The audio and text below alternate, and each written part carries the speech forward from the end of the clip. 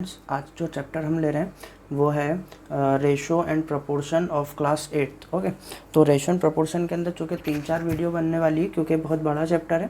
ठीक है, तो सबसे पहली तो आप रेशो एंड प्रोपोर्शन सिर्फ इसमें हम समझने वाले हैं। ठीक है, तो रेशो एंड प्रोपोर्शन की सबसे पहला अगर हम क्वेश्चन इसमें सीधी बात करें, रेशो की अगर हम बात करते हैं तो रेशो क्या होता है भाई, दो क्वांटिटीज़ को डिवाइड करना। ठीक है, और प्रोपोर्शन क्या होता है कि भाई जो दोनों क्वांटिटी हैं उनके जैसे ही कोई दूसरी क्वांटिटी में अगर हम मल्टीप्लाई डिवाइड करते हैं और वो सेम आ जाता तो हम कहते हैं सेम प्रोपोर्शन है, और अगर सेम नहीं आता तो वो अलग अलग प्रोपोर्शन कहलाता है। तो पहला क्वेश्चन दिया, बोला find the ratio of speed of cycle to the speed of scooter. Ratio निकालना है हमें स्पीड ऑफ साइकिल से स्पीड ऑफ स्कूटर की। ठीक है, अब इसमें रेशो में सबसे अच्छा काम क्या है, जो सबसे पहले है उसको उठा के ऊपर रख दो, जो बाद में है उसको उठा के नीचे रख दो। तो बोल रहा है speed of cycle is equal to 15 kilometre per hour. ये स्पीड दी है 15 किलोमीटर पर आवर, और स्कूटर की भी दी है, कितनी दी है 30 किलोमीटर पर आवर। अब इसको डिवाइड करो कह रहा है, तो ठीक है डिवाइड कर देते हैं। 15 किलोमीटर अपॉन में आवर, इसके अपॉन में ये वाली जो लाइन है वो ये रही, क्या बताया है 30 किलोमीटर अपॉन में एच। अब हमने 8th क्लास में आसानी से आगे पढ़ा है कि भाई अगर दो नंबर ऊपर हैं, दो नंबर नीचे हैं और बीच में डिवीज़न का साइन है तो क्या होता है, डिवीज़न का साइन हट जाता है। तो 15 किलोमीटर पर आवर और हट के मल्टीप्लाई बनता है, और ये जो नीचे वाला नंबर है रेसिप्रोकल हो जाता है, तो एच अपॉन में 30 किलोमीटर। तो एच से एच कैंसिल, किलोमीटर से किलोमीटर कैंसिल, 15 1 जा 15, 15 2 जा 30, ये बचा 1/2 और 1:2। भाई ये हमारा रेशो आ गया। इस तरह से क्वेश्चन इसके अंदर आपको भरमार मिलेगी। सेकंड क्वेश्चन इसमें दिया, बोला कन्वर्ट रेशो टू परसेंटेज। भाई रेशो आपको दिया है, ठीक है, ये ध्यान से समझना है, रेशो को परसेंटेज में चेंज करना है, उसको परसेंटेज में चेंज करना है। और रेशो फर्स्ट वाले में क्या दिया है 3:4। तो ये 3:4 को क्या मैं इस तरह से लिख सकता हूँ 3/4। और ध्यान रखना जब भी परसेंटेज का साइन हमें लाना है तो हम इंटू करेंगे 100 से।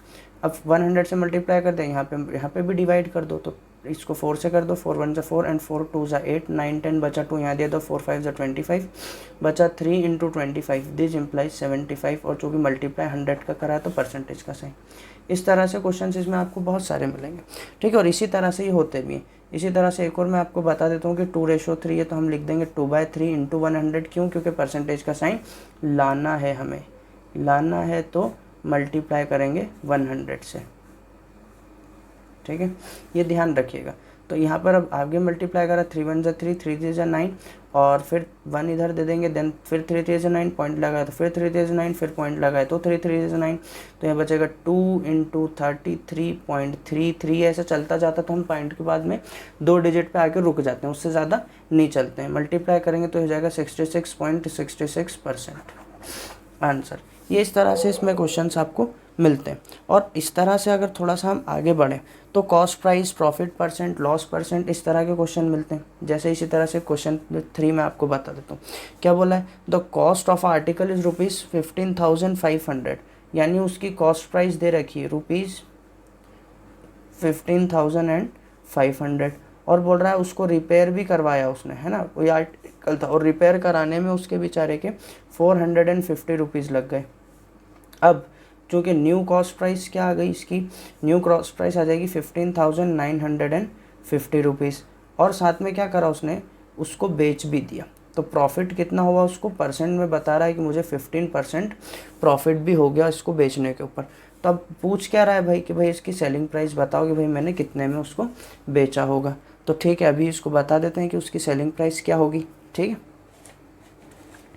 अब सेलिंग प्राइस पूछने के लिए उसने इतनी सारी चीज़ें अपनों को बता दी। अब ध्यान रखिए कि भाई चूँकि हमें यहाँ पर सिर्फ एक चीज़ दी, वो भी दिया है प्रॉफिट परसेंट। तो प्रॉफिट परसेंट का एक फॉर्मूला होता है, ध्यान देना यहाँ पर, profit percent is equals to में प्रॉफिट अपॉन में कॉस्ट प्राइस इंटू 100। ये एक फॉर्मूला होता है जिसकी मदद से हम इसको निकालने वाले। प्रॉफिट परसेंट कितना दिया 15, प्रॉफिट हमें नहीं मालूम तो हमें निकालना है। कॉस्ट प्राइस हमें दी है, कितनी दी है 15,950 इंटू 100। इतनी बात समझ में आई? अगर इतनी बात समझ में आ रही है तो आगे हम देखते हैं क्या करना है। आगे हमने इसमें जब मल्टीप्लाई, डिवाइड और ये सारी चीज़ें जब करना चालू करी तो 15 इधर चला जाएगा, चूँकि प्रॉफिट निकालना है तो प्रॉफिट छोड़ दो। तो 15 डिवाइड हो रहा है, मल्टीप्लाई होगा 5950, और इजी क्वेश्चन में P इंटू 100, 100 मल्टीप्लाई हो रहा है, डिवाइड हो जाएगा, तो 15 इंटू 15950 अपॉन में 100 इज इक्वल टू प्रॉफिट। 0 से 0 कैंसिल, 5 से इसको कैंसिल करो तो 2 ज़ा 10, 5 3 ज़ा 15, 5 1 ज़ा 5, 4 इसको दे दिया तो 9 ज़ा, मतलब 15 इंटू 319 अपॉन में 2 इज इक्वल टू प्रॉफिट। और जब आप इसको मल्टीप्लाई डिवाइड सब कर दोगे तो आपका प्रॉफिट जो है वो निकलेगा ₹2392.5, इतना आपका निकल गया प्रॉफिट। अब हमें प्रॉफिट थोड़ी निकालना था, हमें तो कॉस्ट प्राइस निकालना थी, सॉरी सेलिंग प्राइस निकालना थी उसकी। तो सेलिंग प्राइस का भी एक फार्मूला हमारे पास होता है। क्या होता है सेलिंग प्राइस का formula? Cost price plus profit. जो आपका कॉस्ट प्राइस है उसमें प्रॉफिट को प्लस कर दो। तो ठीक है, हमारे पास कॉस्ट प्राइस था 15,950 रुपये, इसमें हम जो प्रॉफिट कमा के लाए 2392.5 रुपीज़, इनको दोनों को इसमें जब हमने प्लस करा तो प्लस करने पे हमारे पास आंसर बना 18342.50, यानी ये इतने रुपए उसने लगाए और बेच दिया, यानी 18,342 रुपीज़ एंड 50 पैसे के अंदर उसको बेच के उसने छुट्टी पाई आर्टिकल को बेच दिया। इसी तरह से एक क्वेश्चन और हम देखेंगे इसका, है ना। दूसरा क्वेश्चन उसने इस तरह से दिया है इसका कि बता रहा है कि 72% ऑफ 25 स्टूडेंट, मतलब 25 स्टूडेंट में से 75% जो बच्चे हैं वो गुड हैं मैथमेटिक्स में, यानी अच्छे हैं।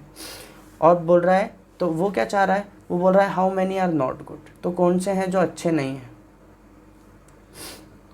तो ठीक है भाई, इसने हमें यहाँ पर जो ये चीज़ दी है ना 72% ऑफ 25 स्टूडेंट्स, ये सारी चीज़ दे दी इसने, थोड़ा सा दे के भी पूरा दिया और पूरा भी दे के थोड़ा सा नहीं दिया, है ना। तो 72% ऑफ 25 निकाल लेंगे। तो 72%, यहाँ ध्यान से देखना मैं क्या क्या चेंज कर रहा हूँ। परसेंट का साइन हटता है तो अपॉन में 100, ऑफ का साइन हटता है तो इनटू, और 25 एज इट इज़।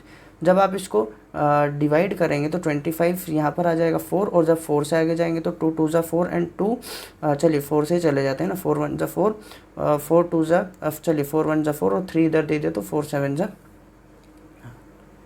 8 7 ज़ा 32, यानी आपका बच गया 18 इज इक्वल्स टू में गुड स्टूडेंट्स। 18 स्टूडेंट्स जो है वो गुड स्टूडेंट्स है काय में, मैथमेटिक्स में। तो जो नॉट गुड है, जो अच्छे नहीं होंगे, वो क्या होंगे? तो ठीक है, उनको मल्टीप्लाई कर माइनस कर दीजिए, 25 माइनस 18 आर नॉट गुड, वो ऐसे होंगे जो अच्छे नहीं होंगे। तो जब माइनस करेंगे आप तो आपका आंसर आ जाएगा 7 इज इक्वल्स टू में नॉट गुड। 7 बच्चे ऐसे होंगे जो उसमें अच्छे नहीं होंगे मैथमेटिक्स में। उसके बाद एक क्वेश्चन हम और लेते हैं इसी तरह से कुछ डिस्काउंट पर वाला, कि एक क्वेश्चन दिया है कि Arun bought a pair of skates. Skating जो आती है आप लोग मालूम है अच्छे से, कि जो स्केट्स है वो पेयर उसने ख़रीदा और उसको उसमें डिस्काउंट मिला उसको 20% का। डिस्काउंट कितना परसेंट मिल गया उसे? अरुण को 20%। और उसके बाद में बोल रहा है इफ़ ही पे ₹1600, अगर उसने 1600 रुपीज़ सिर्फ टोटल पे करें, है ना, तो बोल रहा है कि फाइंड मार्क्ड प्राइस। तो बताओ मार्क्ड प्राइस कितनी होगी। अब डिस्काउंट के लिए एक फार्मूला होता है, ध्यान से समझना, ध्यान से वो फार्मूला आपको याद करना है, ठीक है। याद हो गया, समझ जाओ, आपका काम हो गया। तो डिस्काउंट परसेंट का क्या फार्मूला है? Discount percent is equals to में होता है डिस्काउंट अपॉन में मार्क्ड प्राइस, डिस्काउंट अपॉन में मार्क्ड प्राइस इंटू 100। जो चीज़ें दी हैं लिख लो। डिस्काउंट परसेंट, कितना परसेंट डिस्काउंट मिला है? 20। डिस्काउंट हमें निकालना है, नहीं मालूम। मार्क्ड प्राइस कितना है वो भी निकालना है, नहीं मालूम, इंटू 100, इतना उसमें जो है 100 कर दो। और इधर जो मार्क्ड प्राइस है आपकी उसको आप ले लो x, है ना। लेट मार्क्ड प्राइस भी x, लेट मार्क्ड प्राइस भी x। अब आगे क्या हो जाएगा? चूँकि डिस्काउंट निकालना है, x को वहाँ पहुँचा दिया तो 20 इंटू एक्स अपॉन में 100 भी आ जाएगा, इज इक्वल्स टू में डिस्काउंट। 0 से 0 कैंसिल, 2 1 2 5 यानी यहाँ बच जाएगा 1/5x या फिर और x अपॉन में 5। ठीक है, ये क्या आ गया आपका? डिस्काउंट। अब एक फार्मूला और यहाँ से मैं आपको बताऊँगा, वो क्या होता है। एक और फार्मूला जो दिया है वो दिया है डिस्काउंट इज इक्वल्स टू में mark price minus selling price. Discount होता है marked price minus selling price. तो मार्क्ड प्राइस कितना है वही हमें निकालना है। सेलिंग प्राइस कितना है? सेलिंग प्राइस हमें कितना मिला? 1600, है ना। और सॉरी, डिस्काउंट हमें सिर्फ मालूम है x/5, और सेलिंग प्राइस जो है उसकी वही तो हमें मार्क प्राइस निकालना है, मतलब वही सेलिंग प्राइस निकालना है ना। और मार्क प्राइस तो हम पहले से ही एक्स ले चुके हैं, तो एक्स बाय 5 इज प्लस का एक्स है, यहाँ पर आके माइनस का एक्स हो जाएगा, इज इक्वल टू में सेलिंग प्राइस अपॉन 1 एलसीएम ले लिया, तो 5 1 जा 5 एक्स माइनस 5x, मतलब ये बच जाएगा आपका 4x अपॉन में 5 इज इक्वल टू में सेलिंग प्राइस। आपकी सेलिंग प्राइस कितने बन गई 4x अपॉन 5। लेकिन अब यहाँ से आप ध्यान दीजिए कि जो सेलिंग प्राइस थी जिसमें उसने उसको बेच दिया वो कितना था 1600, यहाँ से हो जाता है 4x अपॉन में 5, यहाँ के बाद ऊपर इज इक्वल्स टू में 1600, यहाँ से x की वैल्यू निकाल लो तो वो हो जाएगी 1600 इंटू 5 अपॉन में 4। जब आपको इसको मल्टीप्लाई डिवाइड सब पूरा कर देंगे तो आंसर आपके पास आ जाएगा x का ₹2000, यानी अब जो उसके ऊपर मार्क्ड थी प्राइस वो कितनी थी 2000 रुपये, लेकिन 20% जो उसको छूट मिली यानी डिस्काउंट मिला तो उस पर वो मिल गई उसको 2000 रुपये का। इतना बात समझ में आया। तो एक लास्ट क्वेश्चन इसी का जो कि टैक्स के ऊपर होता है, ठीक है। तो टैक्स का क्वेश्चन तो आसान से क्वेश्चन होते हैं बिल्कुल। बोल रहा है कि I purchase hair dryer for ₹5400। Purchase करा मतलब सेलिंग प्राइस पे खरीद के लाया बेचारा 5400 रुपये में क्या खरीद के लाया है हेयर ड्रायर। और बोल रहा है इंक्लूडिंग 8% वेट, वेट यानी होता है वैल्यू एडेड टैक्स, कितना हो गया 8%।